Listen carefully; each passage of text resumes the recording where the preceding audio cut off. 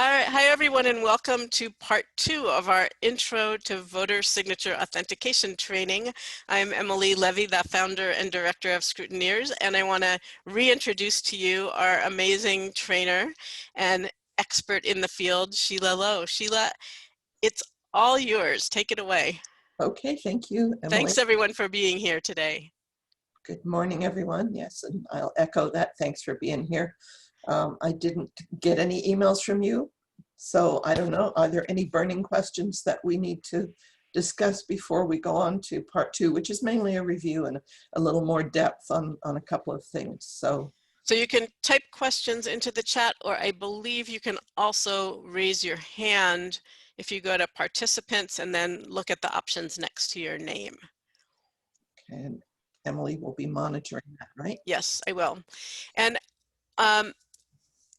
we posted in the circle that we created in Scrutineers an article that let's see, who was it that sent it to me? It was we're going to talk about that. Oh, we are. Okay, great. Okay, just a little bit. Okay, all right, so I'm going to share screen. It was Mark Shipley, that's who sent it. Okay, so you should just be seeing one big purple screen now, is that right?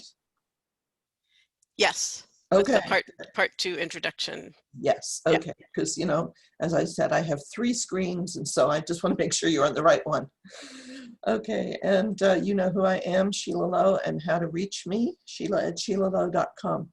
And I thought we'd start with a little humor, because in every lecture I give, people want to diss doctors' handwritings. So I like this cartoon. So what actually we're talking about, if there are no questions from last week, is the main thing is consistency. And for 2 signatures to match, we have to say that overall they're consistent. They don't need to be perfect. In fact, as we've discussed, they should not be perfect, because if they were perfect, if they were a perfect match, that means that one of them is a fake.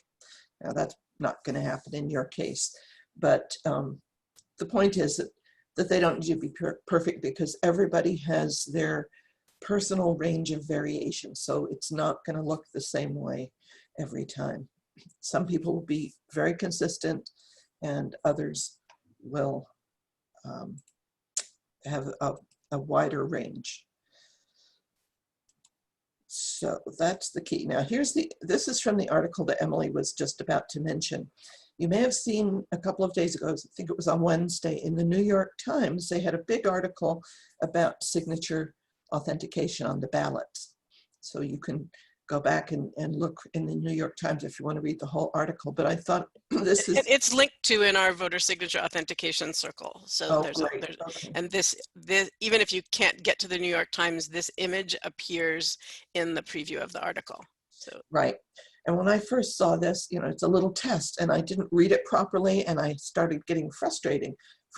But then I saw what they're asking is simply that you match 2 signatures out of all these 11. So take a minute here and see how well you do. Just find 2 signatures that match or consistent with each other, is the way we put it. Is what frustrated you that you thought they were telling you one correct one and asking you which one matched that one? No, I didn't, because I didn't read the headline properly. I thought they were asking, you know, like sometimes you'll have a whole bunch of them, and they'll say, okay, you know, just match the pairs. So I was looking for more than one pair, and of course I wasn't finding them. So all we're looking for is a pair.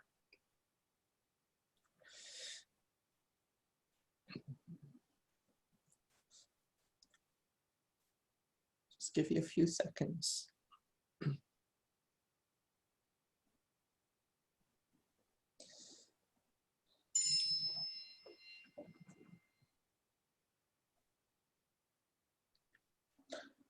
Okay, and you might want to put your choices in the chat if you like.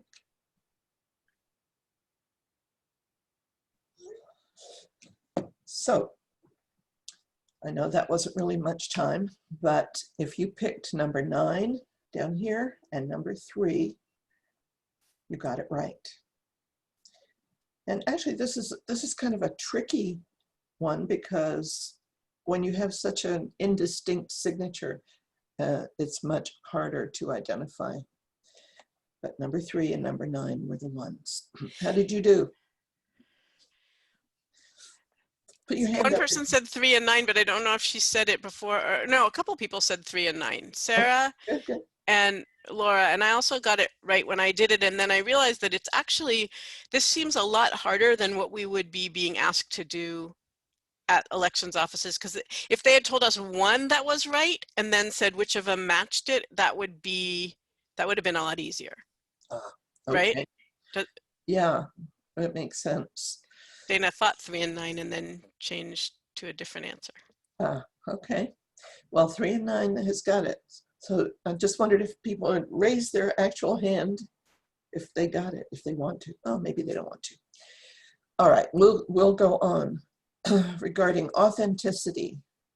First of all, just you'd be looking at the big picture. If overall big picture characteristics are consistent with the known signatures, it's probably genuine. And in your cases, most of the time, it's going to be genuine. But let's look a little closer about authenticity, the big picture. Okay, first thing to look at, and we're really going to be repeating some of this stuff. Are the signatures consistent with, the one on the ballot and the reference sample, or the exemplar, we call it? You can give it any different name, the known signatures. Look at the spelling, whether or not it has a middle initial. Look at the size of the capital letters and the style of the capital letters. Are they tall, much taller than the rest of the writing? Are they small? Are they medium? Those things tend to be pretty consistent over time. If you see any differences, major differences, are they explainable? So, like, did the person have, is their reference signature 20 years old and they never changed it? That would be a difference that could be explainable, because over time their signature may have changed with age or illness or whatever. And when I got a divorce the first time, I completely changed my signature. So if I hadn't changed that with the voter registrar, I might have been in trouble. Are the letter designs consistent? And if you recall, the letter designs have to do with their shape. And that would be, are they rounded? Are they angular? Or are they thready? And I know that not everybody was clear on what thread is. We're going to be looking at a bunch in a minute. But basically, it's the letters are not clearly defined and they flatten out. So they're indistinct. One way to determine thread in handwriting is if you took that word out of context, would you be able to read it?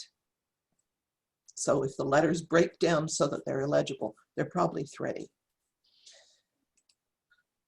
We look at the movement, which has to do with the speed. We're going to look at speed today. And the direction, is it going to the right, or is it going to the left, or is it going back and forth? The connections, that has to do with, again, whether it's rounded or angular or thready, but it's also the degree of connectedness. Do all the letters connect? Do they connect to the capital? Are they separate? Are they printed?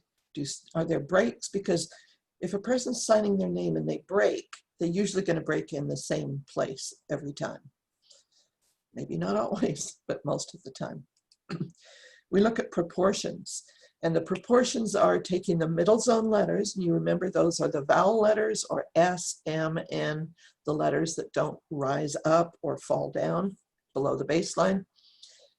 So the middle zone is the measure that we go by. So the height of the middle zone. You could actually measure how high. Average is 3 millimeters. And the upper zone, we'll see what the proportion is. It might be like 1.5 times as tall as the middle zone. And you do the same with the lower zone. It doesn't matter what the proportions are. It's just that they stay similar, because that's something unconscious that we don't have to think about when we write. And we look at the rhythm. And just to take a second about what rhythm is, and I think maybe I covered this last time, but rhythm is contraction and release in handwriting. When you write, the muscles in your hand contract and release. And when they release, they're going away from the body in an upstroke And when they're contracting, they're coming back down towards the body in the downstroke. Excuse me. I forgot to bring some water. So do you want to pause for a moment and get some? I will. Thank you. I'll just be a second. Totally fine.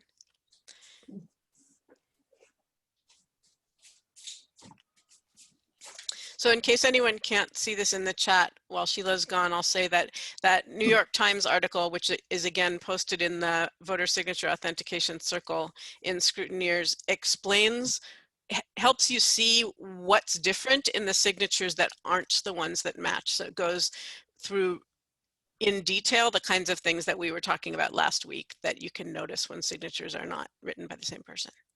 Excellent. Okay.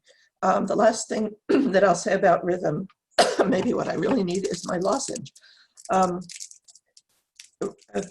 Rhythm, you could think of it as being straight strokes and all squeezed together on one end of the spectrum, or big and loopy on the other end. Oh dear, excuse me. Okay. And finally, in that area, we're looking at line quality, which is the actual ink line. It might have blobs on it, or it might look a little ragged, or it will be smooth. So that's what we're looking for. The finer points of authenticity include the space, the space between the letters, the words, you won't have lines, the size and proportions of the letters, which I just covered, letter combinations. TH, for example, usually the way people make a TH is whether it's at the beginning of the word, or like if it was Teresa, for instance, with a TH, is usually pretty consistent when it's in their name, or a TH in the middle of the word, or whatever combination of letters that you can see, look for consistency. Connections, talked about that. Pen lifts, which just means that there's breaks in the line. And in some of those New York Times signatures, they showed in the lower part of the article that Emily was talking about, where they show you what to look for, there were pen lifts in places where they shouldn't have been, but they were consistent. The beginning and ending strokes, the length and the shape of them. So we'll look at those. Now, if it's not authentic, what do you look for? Unexplained differences. So again, the time length between the signatures could be an explained difference, but if there's unexplained differences, which could include structural differences, the way the writing actually looks, the proportions are different, the rhythm is different. These are the opposite to what we just looked at. The line quality. Resting dots are where, if somebody is trying to simulate a name, it's kind of like painting by numbers. You know, you got to look at a little piece at a time, and you're trying to make it look like it. So there's a lot of stopping and starting, and that can result in what we call resting dots, little dots of ink on the line. And then, of course, also, if there's a large rubber stamp of the word counterfeit on it, that would be a dead giveaway. Yeah, watch for that. Okay. So remember, it shouldn't be perfect to be genuine, and there can be some defects in a genuine signature. It's the thing about the rhythm and the resting dots. See, the thing about resting dots is it can be a sign of forgery, but it can also just be a defect in the pen, like on the tip, little bits of lint collect in there that you don't see. And it can happen in illness too. So you're not going to look at just one of these things. It's like the preponderance of evidence. Let's talk about, the other thing is the speed. If somebody's forging, counterfeiting, or simulating is the word I want to use. If somebody's simulating a name that's not theirs, the speed is going to be slower. So let's talk about speed. Oh, fast writing came up first. Fast writing is natural, it's spontaneous, it has less detail than slower writing. the faster the writing, the less detail there will be. The line tends to be smooth because you're moving so fast, and the beginning and ending strokes are often tapered. In other words, they're thinner at the end because as the pen hits the paper, it's already moving. And so it has a tapered, thinner beginning and ending. And when it leaves the paper in a fast writing, it goes up quickly and it tapers off. In a slow writing, you have more blunt beginnings and endings. The T-bars may be longer and they will also be tapered. And the I dots will not be small and round and neat. They look like a dash. Sometimes, I just analyzed a handwriting last night where the I dots were connected to the next letter, which is very fast. Slow writing, on the other hand, it tends to be more hesitant. It may be shaky. The details are going to be very clear. Each letter can be seen clearly. It may not have as good rhythm. I've mentioned the blunt beginning and endings and the heavy or round I dots. So let's look at some examples. Here are some, and let me just say that everything in handwriting is seen on a continuum. So we go from very slow to very fast. It's going to be somewhere on the continuum. And it doesn't matter exactly how slow or fast it is. Just generally, is it fast writing? Is it slow writing? Or is it medium? So here, over here, we have Steve Bannon's very fast lack of detailed writing. And you see where I have the arrow, I don't know if you can see, there's a little thinned out part here where he started fast. And you can see it better on the ending stroke where it fades away, it's tapered. Here, let's see, oh, that's Steve Mnuchin.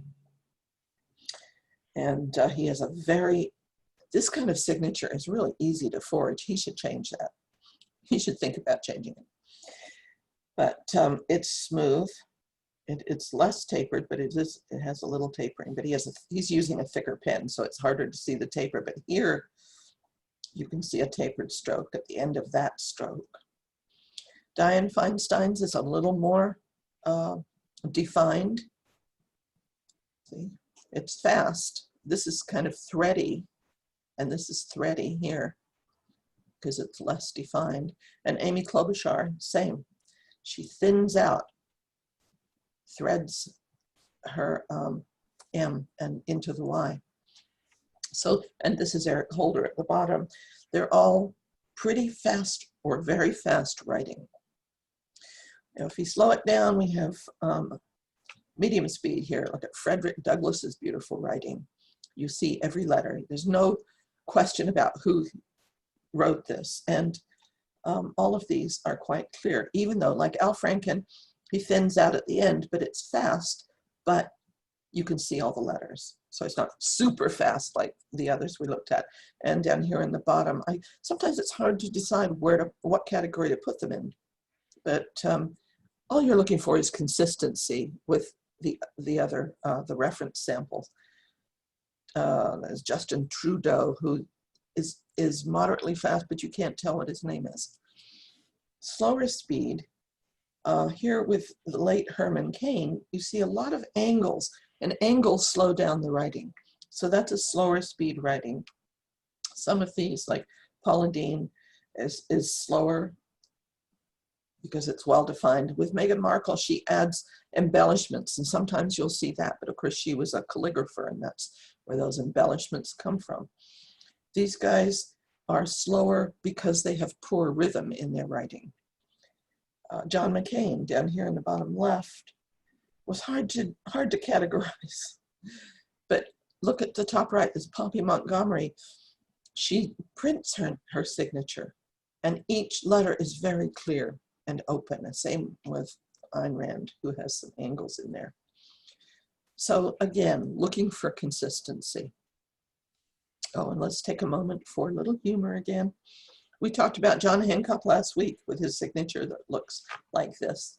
But one does wonder what it looked like before he came to that with the big paraph underneath. And some people will add ornamentation to their writing, so that's something to look for too. Now, I watched my son, one of my sons, sign his ballot envelope yesterday, and he just kind of like scribbled it out. And I said, "That's your signature? Are you sure that's what's on your registration?" And he goes, "Yeah, yes, it'll look the same." So, for apropos of nothing, I guess. Let's look at pressure, which includes the width of the stroke. Now, if you're looking at, like you are here, handwriting on a screen, you cannot tell the absolute pressure, because in the case of both Presidents Roosevelt and Hermann Göring down here, it looks like they might have a heavy pressure, but it's not. It's because the thickness of the stroke is determined by the pen that they use, which would have been at their time a fountain pen. The ones on the left look much lighter. And again, they're using a different pen. The difference is, if somebody writes with a fine tip pen and has a light line like the ones on the left, they're usually having,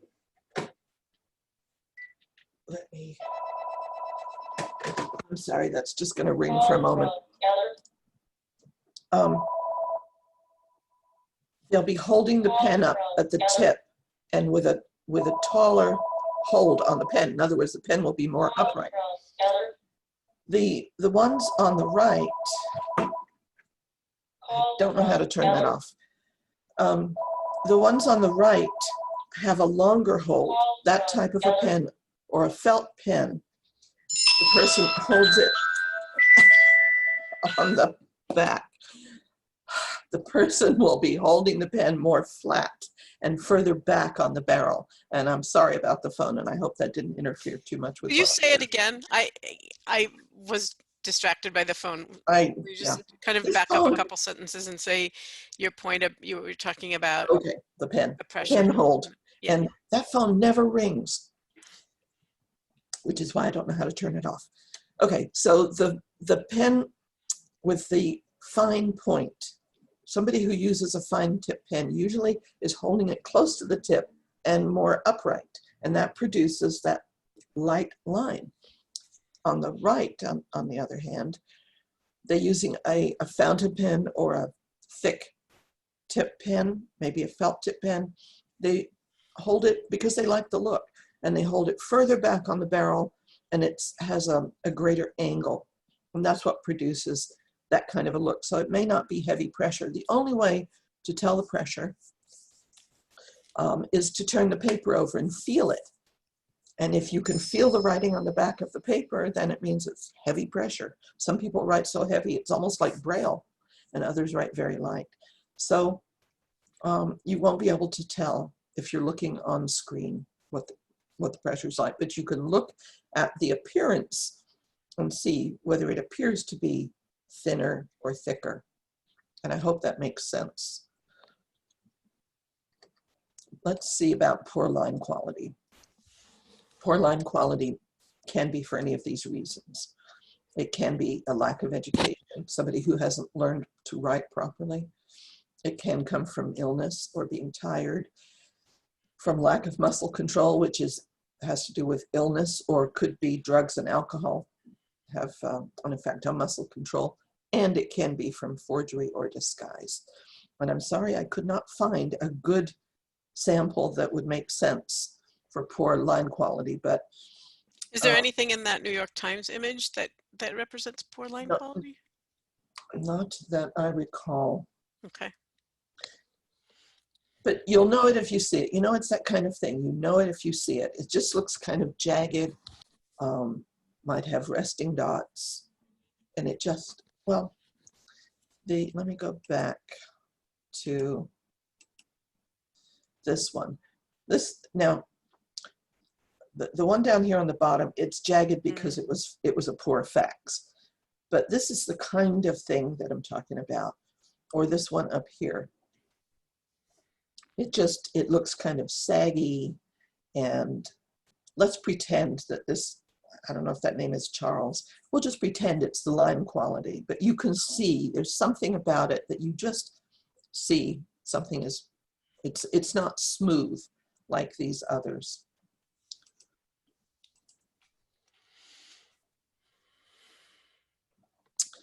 Okay, now we'll look at some connecting strokes, which is a review. Oh, here's Beyonce. We're talking first about garlands, which are cup-like strokes. And I want to get this other one up. Nelson Mandela is a good example of cup strokes. You see how they're rounded on the bottom and they're open on the top. So it's like an open cup. And Beyonce does the same thing, but hers is much more squeezed together. But you can see not only the letters are cup shaped, but the connections between them. And that's something that's very idiosyncratic. It's the person's going to do it every time. On the other hand, we have the cup turned upside down, which is called an arcade or an arch. And as you see here in Putin, he's got the rounded parts on the top. It kind of looks like razor wire. It does. It does. And of course, graphologically, it tells about his personality, but we're not here to talk about that. J.K. Rowling has a combination of thready and arcade writing. She's got these beautiful big arcades, big arches, but this part of the writing threads out so you can't see it. So you have combinations. So those are rounded on the top or rounded on the bottom. Angles, you can see nothing but angles here in Donald Trump's signature, and also in Heinrich Himmler's signature is very angular. We have some angles in Jackson Pollock and Stan Lee. So see the angles there. So those things, roundedness or angles or thread, which we'll look at next, are going to be consistent. All of these are very thready writings where you can't tell what the name is unless you know what it is. Does anybody have any question about anything so far? I will watch the chat for a moment and see if any questions come up. Because we're going to go into some practice. Great. Okay. So I have a question, actually. We're waiting to see if other people ask questions, which is, I'm not sure if when if we're working in an elections office, if we will always be comparing two signatures that are on the screen, or if we might actually be comparing one that's on the screen and one that's on paper. And if that is the situation where we're comparing one that's on the screen and one that's on paper, does anything need to be different about how we look at it? No, it's just, and that's actually what I was assuming you would be doing, but it works either way. Just, you know, if you're looking for the consistency, the only thing that's going to make a difference is the pressure. And you just simply will have to leave that out, but just go for the look of it. Well, depending on also kind of what the physical setup is, we might not be able to see both signatures at the same time. Like I could imagine if one is flat on the desk and one is upright on a screen, that seems like it would be a lot harder to compare them. Well, you can pick up the one on the desk and hold it next to the screen. If you're an observer, you may not be able to do that. You'll have to deal with the way that people, but I suppose we could ask, can you please hold it so that everybody can see both signatures at the same time? Yeah. That's, yeah, you know, there's those difficulties that we can't necessarily handle. You just have to do the best you can. Yep. Okay, Jan Bendor has a question. Okay. What about the overall size of a signature? My architect friend always had a neat small signature. After his stroke, his signature became 4 times as large. Yes. Well, that's one of those explainable differences.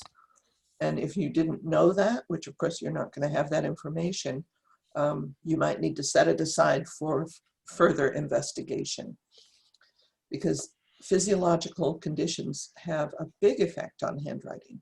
That's one of them. I think I mentioned before in Parkinson's, you have micrographia where the handwriting gets very small. Or in a blind person, the handwriting is likely to be larger. So those are things, you know, if you're comparing a signature that's gotten very big after it was very small, well, that's a clue. Probably, you know, somebody, if you have somebody who's trying to forge or simulate somebody else's writing, they're going to try and make it as much alike it as possible in most cases. So if you get one that's very different but has underlying characteristics that are similar, then it's probably going to be authentic. That's such an important point. Will you say that again? I want to make sure people catch that, because I think it's extremely important for our application. Which part? That if there's something that's significantly different, like the size, and the characteristics are similar, it's likely to be not to be a forgery, because something like size would be an easy thing for somebody to imitate if they were forging. Yeah, somebody who's trying to disguise their own handwriting will try to change pictorial things, like, for instance, the capital letters. But somebody who is trying to simulate somebody else's writing will try to make it look as much as alike as possible. Makes sense. They want it to look like it. So if it's just the size, but the main characteristics are similar, the shape, even, you know, somebody even who's had some physiological problem will still try to maintain the shape, unless they've had severe brain damage and simply in that area of the brain and simply don't remember how they signed before. Then it's going to look really different. Two of our members who were part of the observing team in Chicago on Thursday chimed in here saying that the large video screen had 2 copies of the envelope signature and a copy of the voter registration signature, easy to see from 10 feet away. Oh, okay. Well, that's good. And of course, the more you can get, the better. I read in something that I was, some article I was reading about this, that you could possibly get signatures through the years in some places. So at least the least you can do is ask whether there are more signatures available if you have a question. Okay. So let's pick on doctors again. And because people always ask me about doctors' handwriting. Basically, this is, I wanted to mention about digitally captured electronic signatures, like if you're using something that was from the DMV where they had to sign on a digital pad. Again, it's the overall picture, the general shape and form and rhythm and all of that. And if you aren't sure, ask for more. All right, now we're going to do a few exercises, real life exercises. Here are 4 signatures. Donald Hadley. One of them is not genuine. And this is an actual case that went to court. So maybe you could put in the chat which one you think is not genuine, 1, 2, 3, or 4.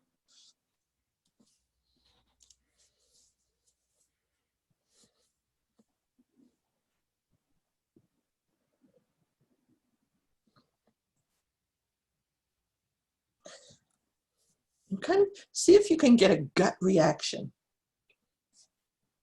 So far, everyone agrees who's typed into the chat. And what number are they saying? 3. Excellent. You're all good document examiners, because that's the one that the other party in a lawsuit was claiming that was genuine. And of course it was not. Now, the interesting thing is that the guy, Mr. Hadley, had brain surgery, but his handwriting remained consistent afterwards. So good for you. Okay, here's another one. Actual case. 1, 2, 3, or 4.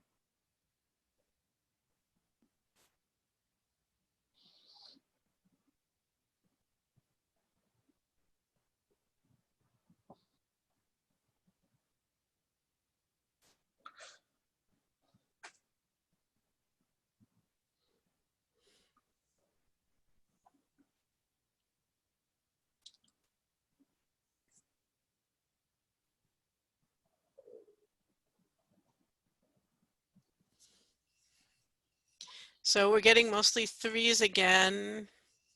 Oh, now I can't tell where we started out. Oh, The okay. last answer and this answer. Uh, Someone says different break patterns. okay, yes. Yeah, number 3 is correct. And yeah, the rhythm is really quite different. There's also, notice here, he usually makes a T, a period after his T, and in here they've left out the T. And just the overall rhythm, the alignment on the baseline, kind of, well, this one goes up a little. But the indefinite threadiness here, he tried to make it, you know, he tried to get through the name without having to put in all of the letters.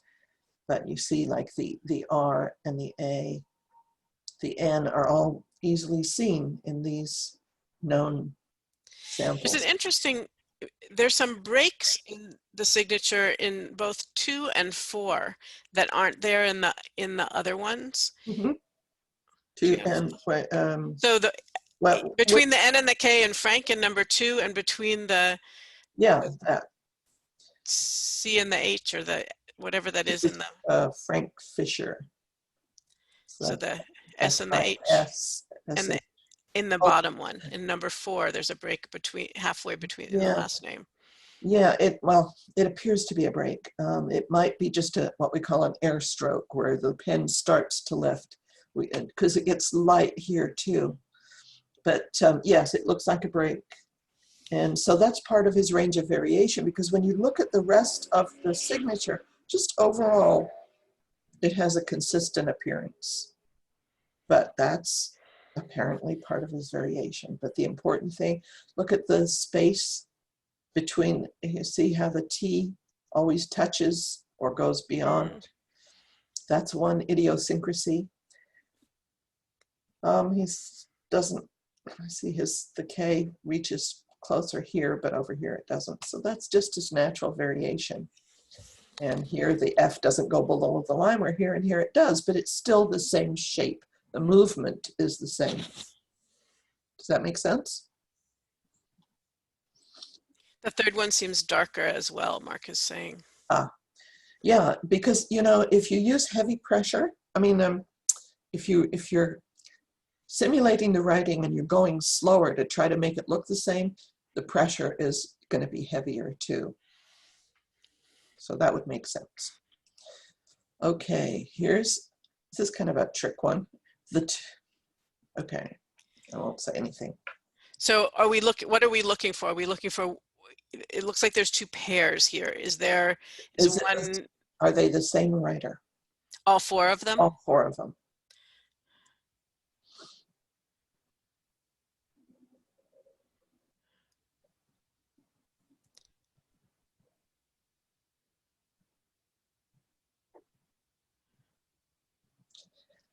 I'll just, because this is kind of a trick, so I'll tell you something. The 2 on the top are identical. So this came to me, actually there were 3 signatures in this case that were identical 100%. And when I laid them on top of each other, you could see that they were absolutely identical. So remember, what does that mean? It means that something is a fake. And the number 3 and 4 are her known signatures. So if you look, the B, the B especially is very similar, but it's kind of shaky. Now there's poor line quality, although it was faxed, I think. I was wondering if it could be on a rough surface. That's possible too, but it was probably traced rather than just simulated. And sometimes that's a way of forging, is tracing, laying a genuine signature on top and then, or on the bottom, and putting a blank piece of paper on top and tracing it. So when you look at the 3 and 4, you see that the signature is very smooth and quickly done. But the ones on the top look slow. They don't have good rhythm. They don't have the same kind of speed. You know what makes me think that they might be a tracing is if you look in the top 2, the tail after the A at the end of Brenda is actually not identical in the two. Mhm. Yeah, and So sometimes, for tracing that could happen. Whereas, yes, because the person who's tracing may actually move the paper. So the spacing may be a little different. They make some things a little different, but these two, 1 and 2, are identical. And they're not. Laura's saying, I don't know if she's saying the L's are more distinct in 3 and 4 or the I's. I can't tell because of the Oh, font that's being used, whether it's a lowercase L or a capital I that she's saying. I think this is an I, Willingham. Yeah, L, she's saying L. okay, yeah, the 2 L's. 2 Mm-hmm. L's, yeah. So just as an example, now here's a difficult one. One of these is not authentic.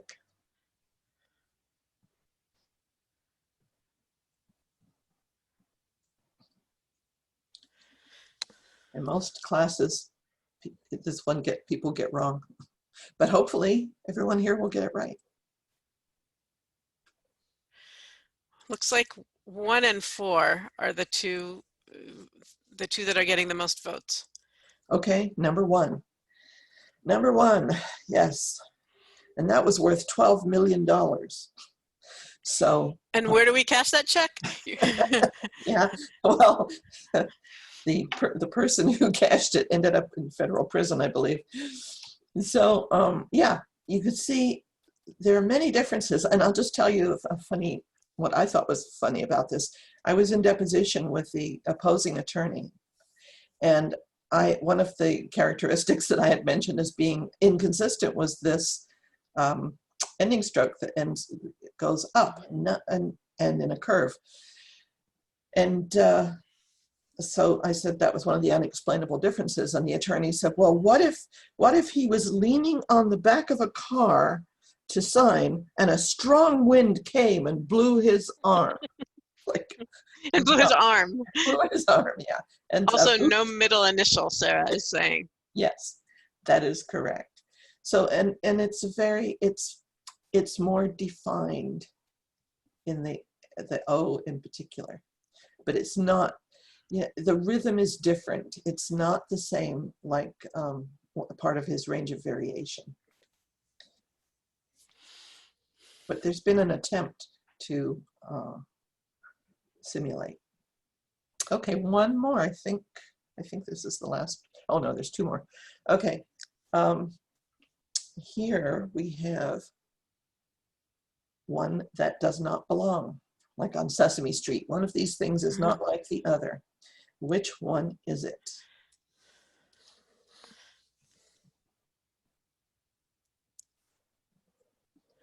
Looks like we have mostly a consensus that it's number 2. That is correct, not just because it's darker. Yeah, this was a case of a second family producing a different will. So yeah, you see this would, well, again, we've got poor line quality, but you can't really tell. You notice this break here? It's not smooth. She came down here and stopped and started again here. So that's quite different because he always had a smooth line. Go back. He had extremely tall upper loops, which would be something, a feature that would be important for the comparison. But the writing overall is smooth. And then of course they've got this long stroke going back to cross the T and coming forward again, but he always brings it, and I have many samples, he always brings it way forward. So those are the kinds of things that you might find. His O's, that looks like an A, but it's an O. The O's appear open, or at least it may not be an O, but the form of this part of the writing looks like an O, looks like a U here. It's open at the top, but that's an O. Okay, and it looks like there was a stop here and a start again. Mm-hmm. And here you've got a blob of ink that doesn't belong because it's a resting dot. Okay, are we all clear on that one? You did well. And then the last one, you did see one of these last week. Again, one of them is a forgery. Which one?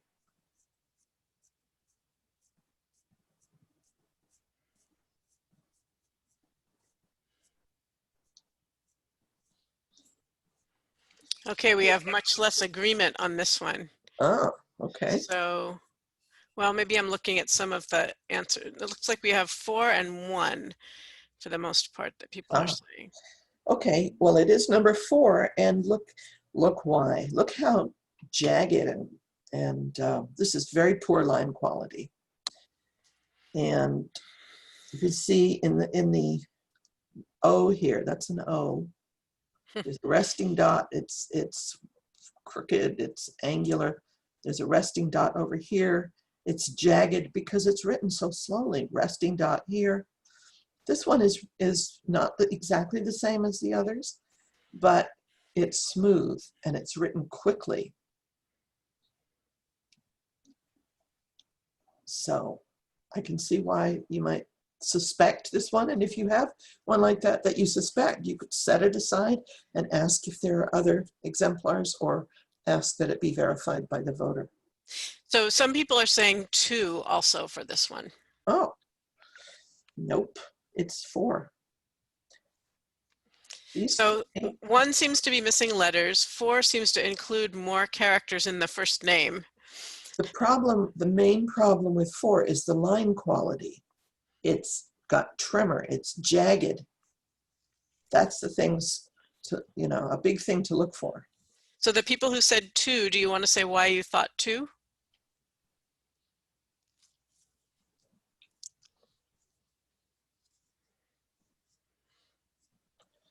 Look how smooth all 3 of those are. And of course, you're looking at it as from a novice point of view, I assume. So, it's okay.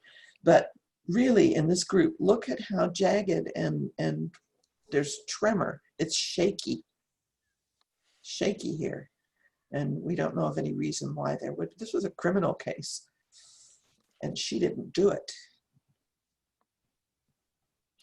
Okay, so one of the people who thought 2 was additional letters and the angle of the letters. Oh, okay. Angle is something that changes a lot, and it changes with mood. So you have to be careful. Don't pick out one characteristic. Just make sure you're looking at the whole picture, because some things may change temporarily. But look for the smoothness. First thing, look and see if there's any tremor, jagged strokes, shaky strokes, ink dots, resting dots. Look for those things. Does that make sense? Yeah, I think it does. It does to me. All right. Well then, ending with a call to action. And remember, if you have changed your name, if you got married, got divorced, or for whatever reason changed your name, if you have changed your signature for any reason, remember to update it with the voter registrar, because you want your vote to count. So let's just do a quick checklist. Spelling. Is it cursive or printing? What's the alignment on the signature line? What's the slant? How the capital letters look, size and embellishment, the size and proportion overall, the speed, the connections. And you could make yourself a little worksheet. Yeah, I'm actually thinking it might be really useful to have something that's like that people could use as a lock screen on their phone if they're going to be going to an elections office to observe, so they could quickly check in with a list if they needed to. I wonder if anybody here would be interested in taking the information from the slides and creating a lock screen we could put on our phones. What a good idea. I never think of that because my Sarah phone. says she can do that. Great. Wonderful. Super. So Okay, we'll post the slides with the recording. cool. My phone has a small screen, so it wouldn't work. But if you have a big enough screen, that would be great. So, coming to the end, and I know Emily has something to say. Yeah, a little bit. So thank you so much, Sheila. This has been absolutely eye-opening and fabulous. Can we give her some thumbs up if you've appreciated this and found it useful? And I wanted to give an opportunity to the folks who were who did some observing in Chicago this week to talk about it if you would like to. So let's see, I'm trying to remember who it was. It was Patricia and Claire. Would you like, let me request to unmute if you'd like to unmute and tell us a little bit about what that was like. I think that would be great. So Claire, you're unmuted, and or I've asked you, given you permission to unmute, and Patricia too. Would either of you like to share about your experience? Yes, we were very impressed. First of all, we went in armed with binoculars thinking that we would be a long distance away and we would be looking at small computers or whatever, but they had huge computers, and they had 4 in a fairly large room. And then they had the picture from the mail-in ballot and the signature of record on the same, and also enlarged as well. So they had 2 from the ballot, one enlarged and the other one from the record. And then they had another, to accept the signature or to reject it, or if the voter assisted. Those were the only kind of options. And then they had the 3 panel of judges, and according to Illinois law, the decisions to accept or reject a signature have to be unanimous. If there's only 2 to 1 or whatever, it doesn't hold. So wait, so to reject it has to be unanimous, or to accept it has to be unanimous? no, both. Either, okay. Yeah. And they were really going through it pretty quickly, and people were saying okay and whatever. And then occasionally they would stop it and they would either magnify it, and there would be a little bit of discussion or whatever. And then if they all agreed, then they would make a note on a sheet to contact the voter. So the only thing that we observed that we thought would be nicer is if they had another signature to compare it with, but they didn't, because they have more than one signature on file. So that was the only thing. And they were able to, I mean, we were concerned about how they were going to be able to process them in a timely manner, and it seemed as though it was working quite smoothly and quite quickly. We estimated that they were one station was able to do about maybe 20 to 25 a minute. And in terms of, yeah, so, and Chicago already has, I think they have 450,000 returned, 450,000 requested ballots. And then they have returned already, as of Thursday, 80,000. And so, but Thursday was the first day that they were actually processing them. And so we estimated that in one full day with 5 stations for 6 hours, although they were doing 8 hours, that they could do about 30,000 a day. So that was encouraging. And they were considering that they might offer another shift if they needed to, speed up the process. And do you know if they hired temporary workers to do it? I think yeah, they always do hire temporary workers. Yeah. Okay. But Thank you. Judges all have to be assigned from the Democratic and Republican parties. Mm-hmm. Okay. Thank you so much. Patricia, do you have anything you want to add? Yeah, can you hear me?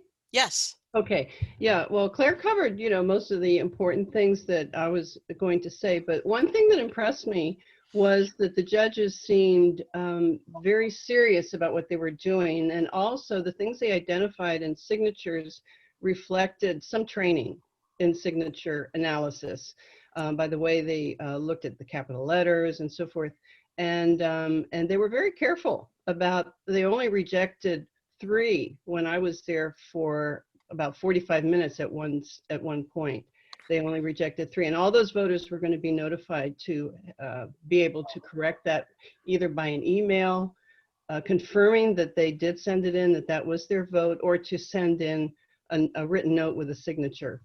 So that could all be reconciled before Election Day, which was very good. Fantastic. Thank you so much. Okay. Jan has a question for you, Sheila, which is she says, during my 18 years as an election administrator, I saw a lot of similarity between members of households. My staff were able finally to distinguish between a father and son with the same names, same address, but it took some study. What can you say about family signature similarities? Yeah, there's been studies done, and Dr. Edward Peoples at the University of Colorado years ago in the 80s did a study on family similarities, and he found that there was significantly higher agreement between family members than than the general public. So I showed a sample last week of one of the George Bush's signatures. Both of their signatures are very, very similar. So that can be challenging, and I don't know how you would get around that unless you can verify it. Okay, thank you. Any other questions for Sheila or for me or for the folks who observed in Chicago? Let's see if we don't have any raised hands. So I want to really encourage you all, now that you've learned this, to explore whether you can put it to use. So to look at whether there's hiring for temporary positions, if you have enough availability to perhaps get one of those in your jurisdiction, or to call the elections office and find out what you need in order to be able to observe. And if they say that you need to be connected with a political party, you could consider calling up your local office of whatever political party you're a member of and say that you have training in this and that you'd like to volunteer. And if they say that you could be credentialed by an organization, see what you can find out about that.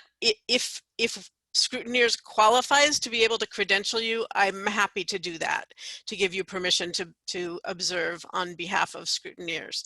So you could send me a private message or an email, put my email address into the chat and let me know if you need to do that. The possible complication there is that we don't have nonprofit status. We do have legal status, but we don't have nonprofit status.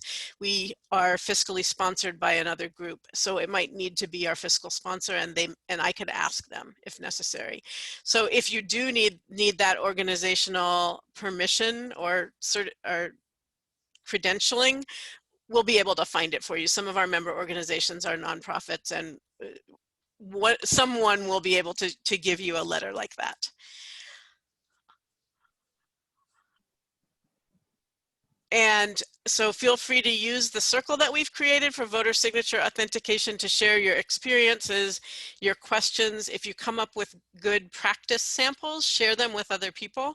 And also Sarah is going to create a lock screen with kind of the things to remember to look for that you can put onto your phone if you would like to, and we'll share that in the circle as well. So if you haven't joined that circle, the way you do that is go to circles from the homepage of the Scrutineers website, and then it's one of the top ones on the list. I think it's the third one on the list right now is voter signature authentication. You can just join it and then you're in. Nina's asking, any idea how to become an electoral observer in San Francisco? So I actually do live in San Francisco and haven't done this here, but I think my advice would be the same for any place, which is first look at the website so that you don't have to disturb the workers if they've already made this information available. And then if you can't find the information there, call the office and ask. If you have trouble getting through, you might also call one of the political parties and ask them, or a candidate that you're supporting and ask them. Observers are called different things in different places, so if you have trouble finding it on the website, that might be why. So you could also look up monitors. I think that's another thing it would be called in some places, and other places may use other words as well, I'm not sure. So let's see. I'm being asked privately if there's any update on the CSAY campaign, and CSAY 2020, as you may have heard, is a new tool that we have at our disposal for election protection this year. They did a trial of it in 2018. They're rolling it out for real, in a larger scale in 2020, and it's a place where people can report problems they have voting, and they will be vetted a little bit by volunteers working with CSAY, and then actually mapped on a GIS map that people can see from the website. So if you go to CSAY2020.com, SEESAY 2020.com, you can actually see the map and see what complaints people are having where about voting. We're also going to be able to upload photographs of poll tapes to that site, and so it'll be mapped where they've already been collected.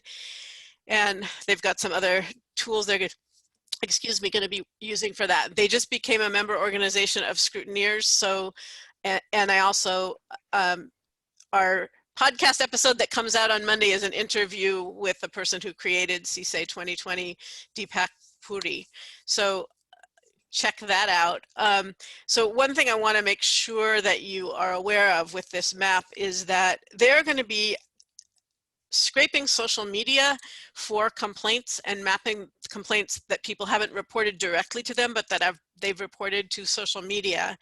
And they're using a social media listening tool to do that. It doesn't really matter if you know what that means. The important thing is they're only listening in certain places where they anticipate problems.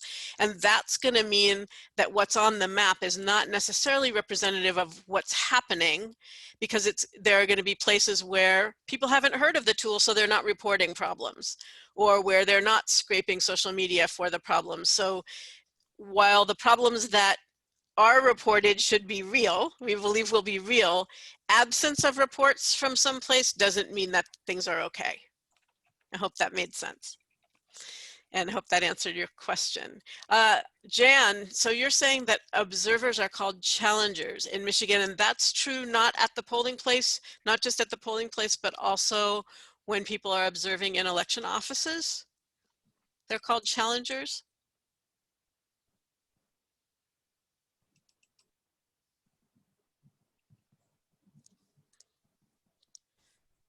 Can you clarify that in the chat? Maybe you already have it. Takes a moment to come through.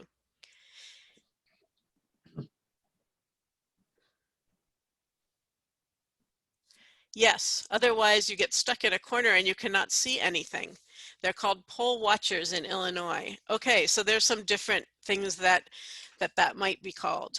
I thought both those terms, challengers and poll watchers, were about polling places, but it's hard to keep track of what's happening everywhere. So I want to thank all of you for your commitment to this work, for participating in these two trainings. The recording of this one will be posted later today. And thank you so much, Sheila, for sharing your expertise with us and teaching us in such a thorough and also fun way.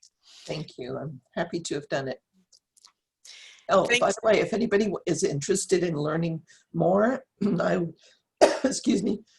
Oh, sorry. I would recommend my colleague Reed Hayes, and I meant to put on the slide, but you can find him if you Google him, and he's an excellent teacher. If you want to go further. R-E-E-D-H-A-Y-E-S? Yes, he's in Hawaii.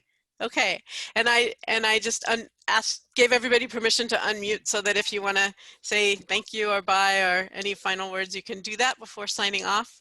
And thank you. This was great. Thank you. Thank you very much. Lovely. Thank you. Yeah, thanks as well. Yes, thank you. Thanks, everyone. Have a great Thank you, rest of your Sheila. weekend. Thank you. Save the chat. Thank you for that reminder.